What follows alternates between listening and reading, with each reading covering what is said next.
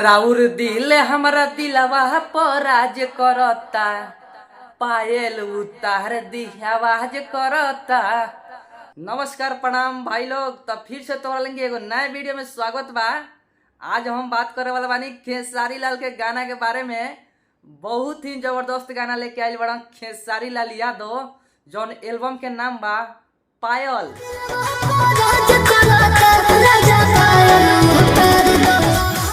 तो रउआ सबके ई गाना कैसन लागल ह?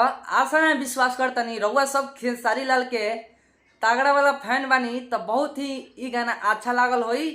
तो भाई लोग ई गाना जाके यूट्यूब पर सर्च करके सुन लो पायल। अगर ई गाना के लिंक नहीं मिलत तो हमारा यूट्यूब के डिस्क्रिप्शन में ई गाना के लिंक बा, वहाँ से भी तू लोग जाके सुन सकत रहो। ई गाना आइल बा आराध्या फिल्म्स पर। वीडियो क्वालिटी के बात करी तो बहुत ही जबरदस्त वीडियो बनावल गईल बा, जौन एल्बम के नाम बा पायल। तो रउआ सब ई गाना नहीं सुन ले तो खेसारी लाल के गाना के फुल सपोर्ट करी। इंस्टाग्राम पर जाई, रील बनाई और यूट्यूब पर ई गाना एक नंबर पर ट्रेंड कराई। खेसारी लाल हिट मशीन के ई गाना बहुत ही जबरदस्त बा भाई लोग। एक बार तू लोग जाके जरूर सुन लो आराध्या फिल्म्स पर, जौन एल्बम के नाम बा पायल। तो रउआ सबसे ई गाना का पूरा डिटेल्स बता देतनी भाई लोग। ई गाना आइल बा आराध्या फिल्म्स पर, जौन एल्बम के नाम बा पायल। ई गाना के गईले बड़ा खेसारी लाल हिट मशीन, गायिका शिल्पी राज।